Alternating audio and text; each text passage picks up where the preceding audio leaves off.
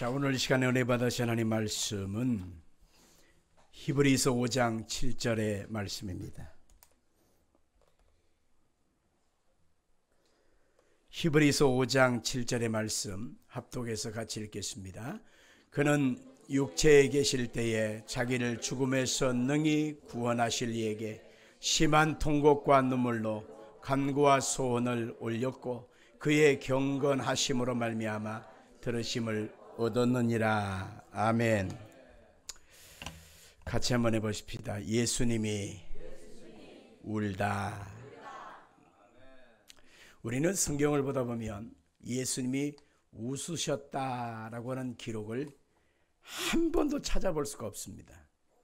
예수님이 태어나셔서 십자가에 고난당하시고 부활하셔서 승천하실 때까지를 기록한 마태복음, 마가복음, 누가복음, 요한복음, 사복음서에 보다 보면 예수님이 웃으셨다라고 하는 기록이 한 단어가 나오지를 않습니다. 반면에 예수님이 우셨다라고 하는 기록은 나와요. 언제 예수님이 우셨냐? 첫째는 태어나셨을 때 우셨고, 두 번째는 나사로의 무덤 앞에서 우셨고, 세 번째는 겟세마네 동산에서 우셨고, 네 번째는 예루살렘을 바라보면서 우셨다는 것입니다. 예수님이 우셨다고 하는 이 말씀은 오늘도 우리의 심금을 울리고 영혼을 울리고 있는 그런 말씀인 것입니다. 일생 동안 웃고 사셔야 될 그분이 우셨다는 것입니다. 일평생 즐겁게 사셔도 부족할 하나님의 아들이 울으셨다라고 하는 것은 굉장한 의미가 있지 않겠습니까? 예수님이 왜 우셨을까? 그 눈물의 의미는 무엇일까? 웃고 떠들고 즐겁게 파티를 벌려야 되는 이 성탄절, 이 복된 예배의 시간에 예수님께서 왜 우셨을까라고 하는 의미를 헤아리면서 과연 이 눈물의 의미가 무엇인가를 한번 헤아려 보기를 원합니다. 먼저 예수님이 눈물로 태어나실 때 우셨다라고 하는 사실을 찾아볼 수 있습니다. 타락한 인간의 구원을 위해서 피조물된 육신의 몸으로 태어나실 때 예수님이 우신 것입니다. 자, 그러면 태어날 때 울지 않은 아이가 어디 있겠습니까? 많은 예수님께서 태어나실 때 우신 것은 바로 33년 후에 펼쳐질 어마어마한 상황을 우리 예수님께서는 알고 계셨기 때문인 것입니다. 33년의 시간을 사시면서 예수님은 사람들에게 고난을 당하셨습니다. 하나님의 아들이신 그분, 우리의 구원, 우리의 생명을 건지시려고 오신 예수님은 처참하고 비참한 모습으로 인생의 끝을 마무리하신 걸 보게 되는 것입니다. 손가락질 당합니다. 침뱉음을 당했습니다. 저주와 모욕을 당하셨습니다. 벌거벗김을 당하고 온몸에 채찍을 맞으시고 양손 양발의 대못을 박히시고 예수님은 물과 피를 쏟아내심으로 우리의 죄값을 청산하시기 위하여 예수님은 태어나실 때 그렇게 우신 것입니다. 두 번째로 예수님이 우신 장면이 겟세마네 동산에서 울으셨는데 인간의 죄값을 지고 가신 제사장의 눈물로서 예수님이 우셨던 것입니다. 인간의 죄값을 짊어지고 하나님과 대면하여 우신 것입니다. 제사장적인 눈물인 것입니다. 히브리 5장 7절 오늘 본문의 말씀을 같이 읽을까요? 그는 육체에 계실 때에 자기를 죽음에서 능히 구원하실 이에게 심한 통곡과 눈물로 간구와 소원을 올렸고 그의 경건하심으로 말미암아 들으심을 얻었느니라. 아멘. 이 우심은 겟세마네 동산에서 우신 모습을 얘기하는 것입니다. 마태복음 26장 37절 이하에 보면 베드로, 야고보, 요한 세 제자들과 함께 십자가의 고난 직전에 겟세마네 동산에서 우리 예수님이 기도하실 때 눈물과 탄식으로 우셨다는 것입니다. 한번 읽어볼까요? 시작. 베드로와 세베대의 두 아들을 데리고 가실새 고민하고 슬퍼하사 이에 말씀하시되 내 마음이 매우 고민하여 죽게 되었으니 너희는 여기 머물러 나와 함께 깨어 있으라 하시고, 예수님께서는 육체의 몸을 입고 인성을 갖고 계시에요. 완전한 하나님이시지만 완전한 사람의 몸으로 오신 것입니다. 그래서 예수님이 십자가의 고난을 받기 전날 밤에 예수님께서는 육체의 그 고통 속에서 어떻게 죽임을 당할 것을 알고 계십니다. 그래서 하나님께 기도할 때 어떻게 기도합니까? 아버지여, 할만하시거든 이 잔을 내게서 지나가게 하옵소서. 그러나 내 원대로 마시고 아버지의 원대로 되기를 원하나이다 하고 기도하시니 땀이 떨어져 핏방울 같이 되었더라. 그렇게 말하고 있는 것입니다. 히브리 4장 15절을 한번 같이 볼까요? 우리에게 있는 대제사장은 우리의 연약함을 동정하지 못하실 리가 아니요 모든 일에 우리와 똑같이 시험을 받으시니시로되 죄는 없으시니라. 아멘. 하나님의 아들 예수님께서 인간의 몸을 입고 오셔서 십자가의 대속 죽음을 당하실 때에 사람이 당할 수 없는 어마어마한 절망과 괴로움을 그 몸을 통해서 다 당하신 것입니다. 물과 피를 쏟아내시면서 예수님이 완전히 그 몸에서 핏방울 마지막 하나가 다 떨어질 때까지 고통을 당하시다가 마지막 외친 말씀이 뭡니까? 엘리 엘리 라마 사박다니, 나의 하나님 나의 하나님 어찌하여 나를 버리셨나이까 하면서 예수님이 고난을 당하셨다는 것입니다.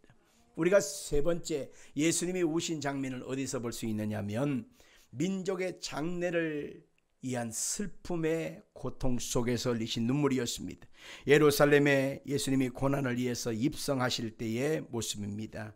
자, 누가복음 19장 41절 한번 보겠습니다.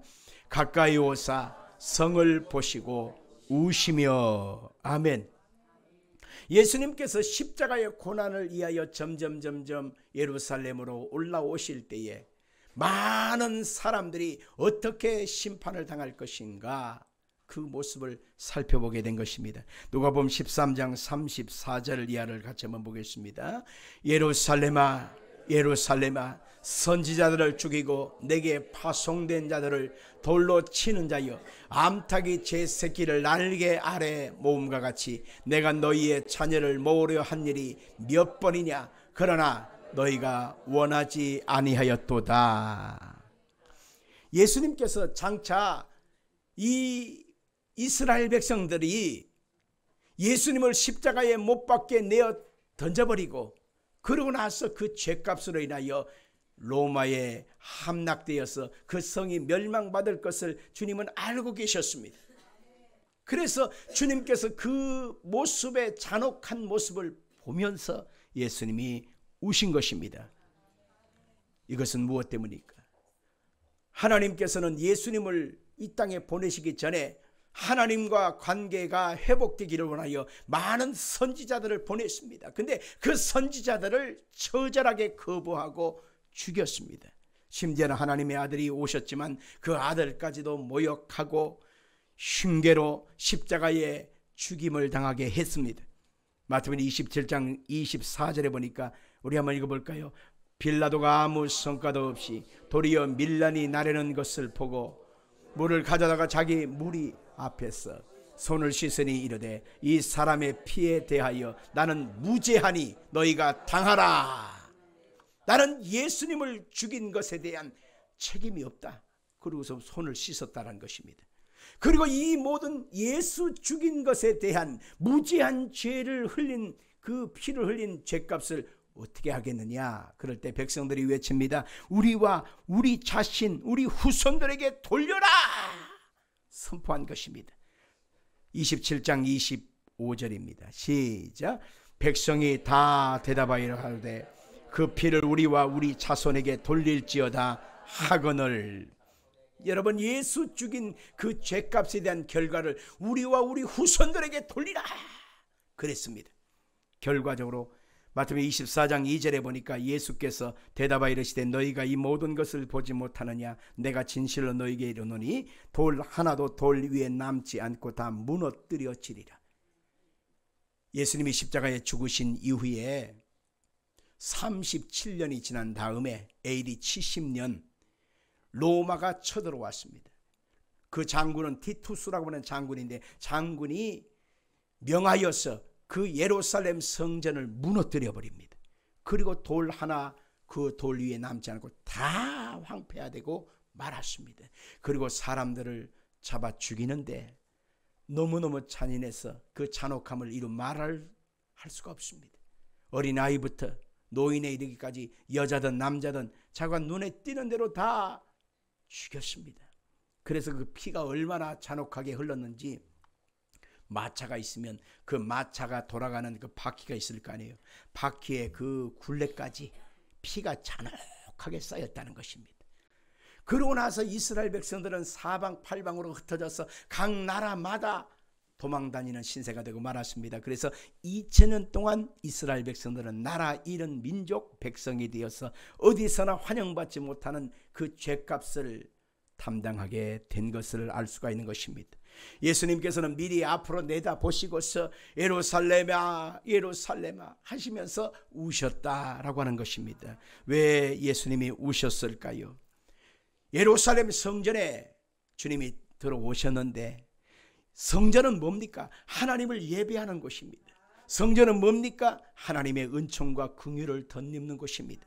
하나님을 찬양하는 곳이고 하나님께 기도하는 곳이고 하나님을 예배하는 곳인데 성전이 어떤 모습으로 전락하고 말았나요? 그 성전은 기도하는 사람이 없어지고 완전히 시장되고 말았습니다. 그래서 사람들이 그곳에 와서 형식적으로 번제물 드리게 하여 소나 양이나 염소나 비둘기를 팔고 사는 시장터가 되고 말았습니다.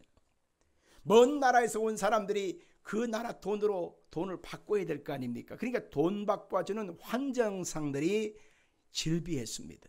그러니 하나님을 예배하고 하나님을 섬기는 온전한 목적을 다 상실하고 타락되어진 곳이 되고 말았습니다.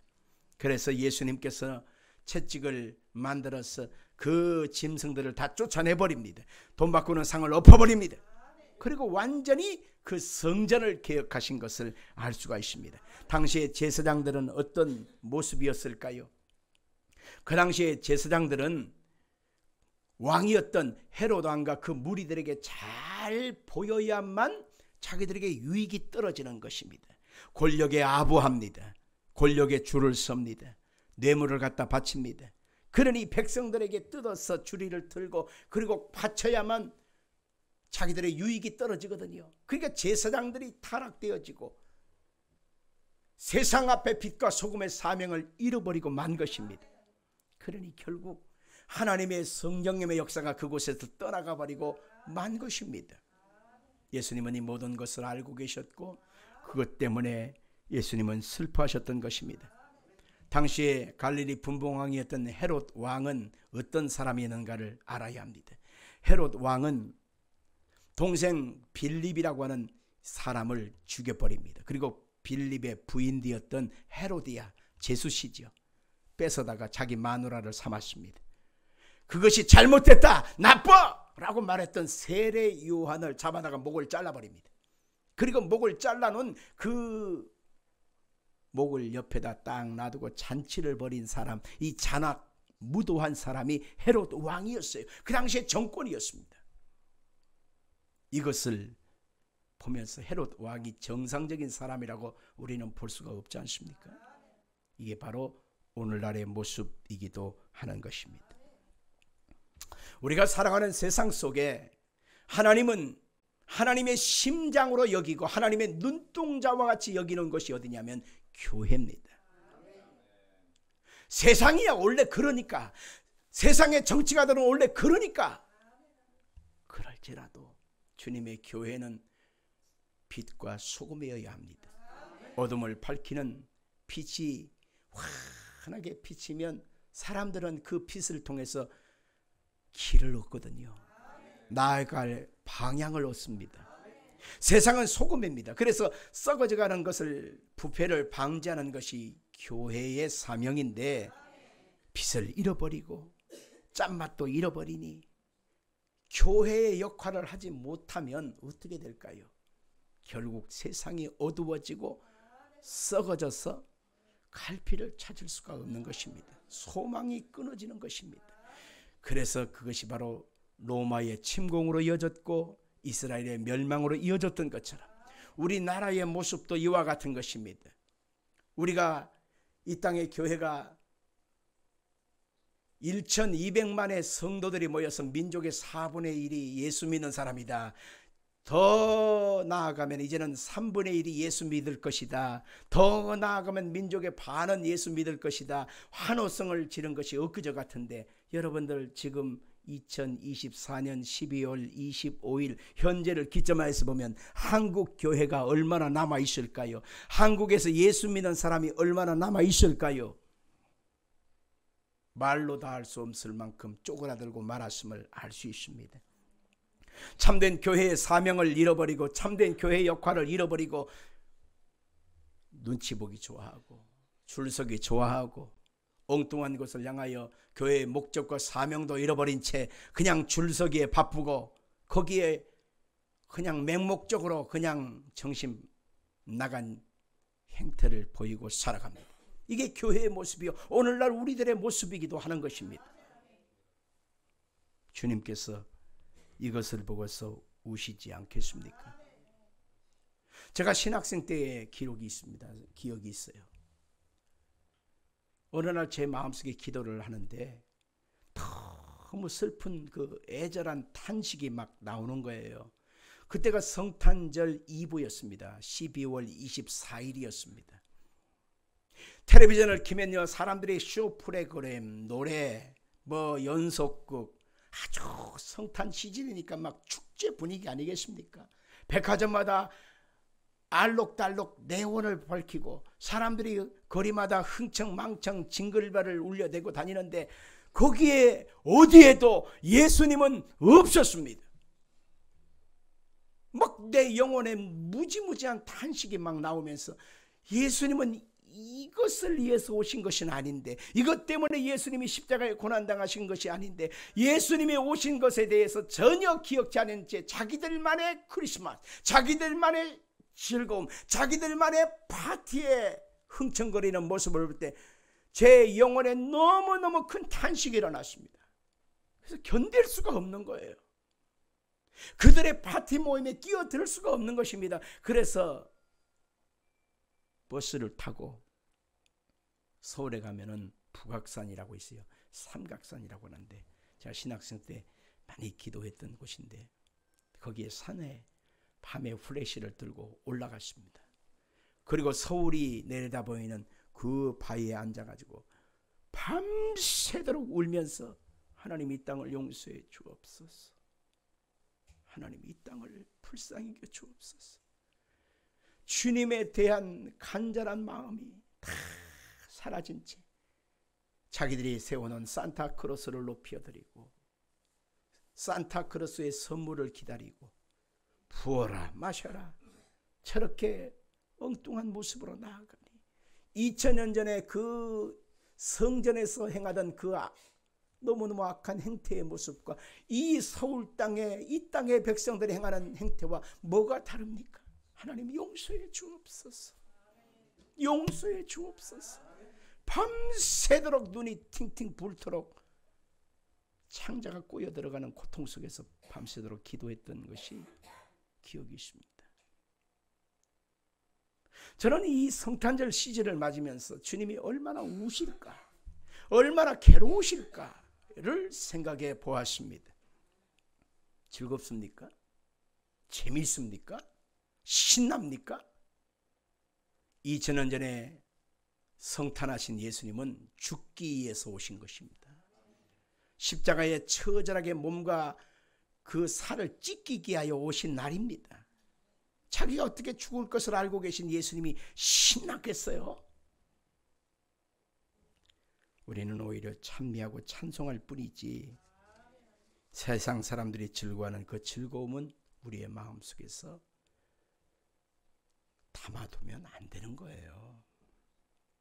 도산 안창호 선생은 기울어진 나라의 운명을 보면서 가슴을 치고 울었다고 합니다. 이분이 이렇게 말을 했습니다. 저는 우리 민족의 죄인이로소이다. 하나님은 이 민족을 사랑하시어 주셨는데 저는 이 민족을 위하여 아무것도 할 일이 없습니다. 저는 죄인이로소이다. 이렇게 말을 했습니다. 성도 여러분들, 여러분 속에 성령님의 역사가 있다면 기울어가는 이 나라를 보고서 울어야 합니다. 타락하여진 한국교회를 위해서 울어야 합니다.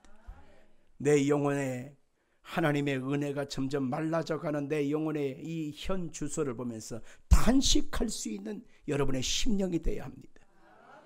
세상 사람의 크리스마스와 예수 믿는 사람들의 크리스마스는 달라야 합니다.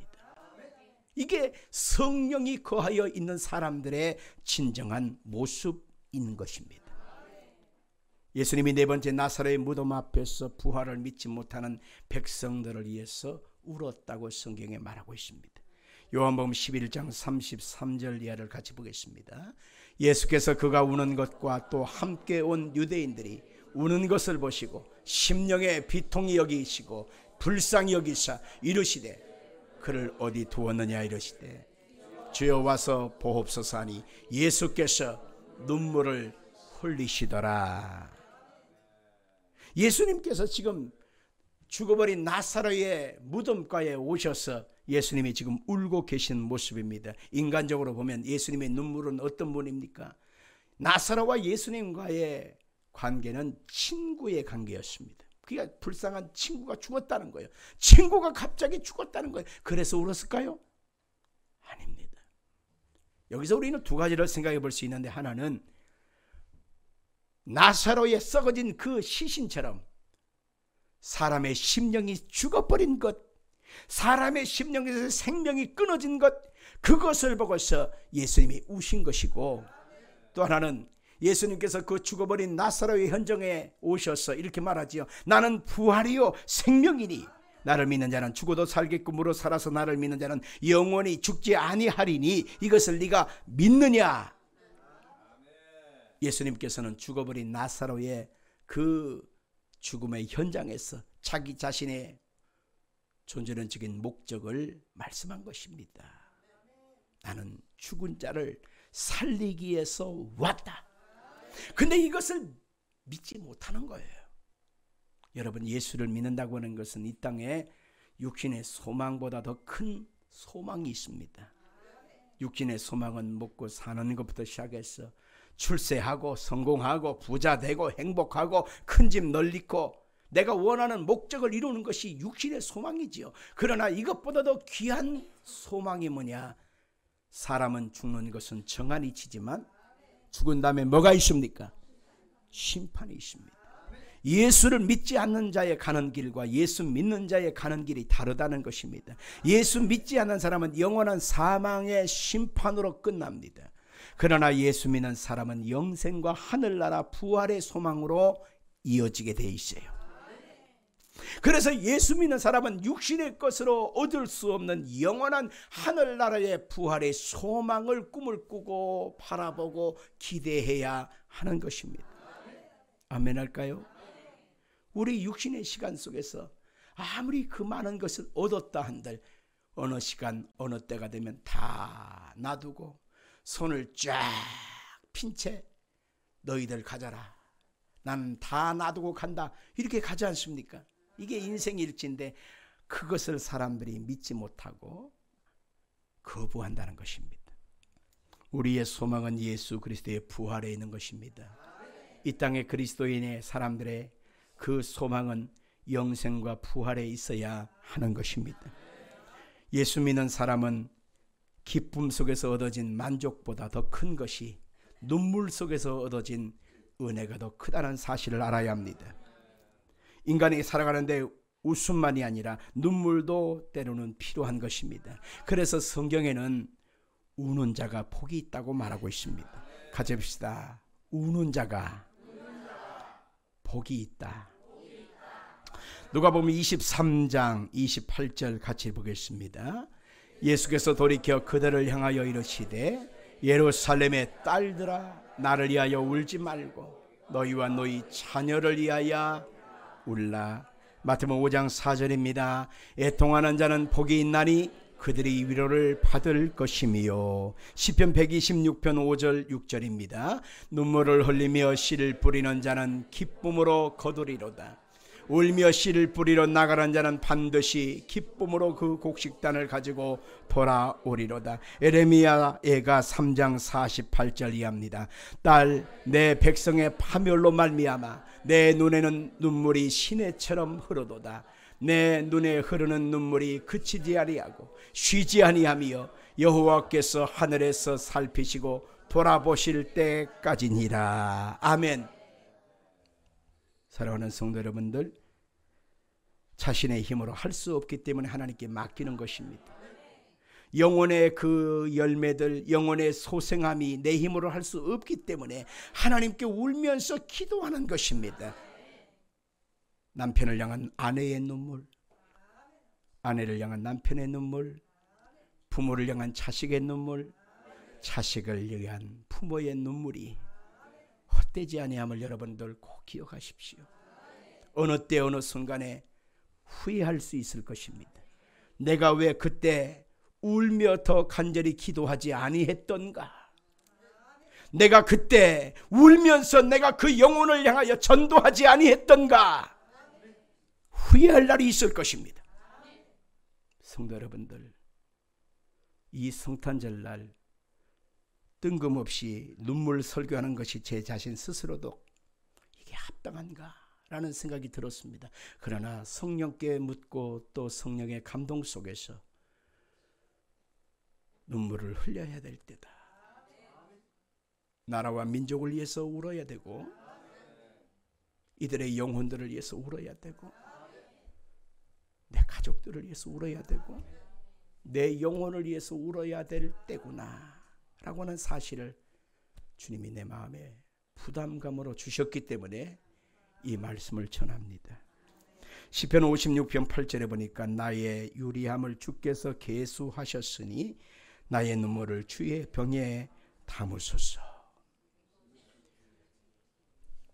여러분의 심령 속에 눈물이 하나님께 기록되고 하나님이 기억하셔서 그것이 열매를 맺기를 주 이름으로 축원합니다.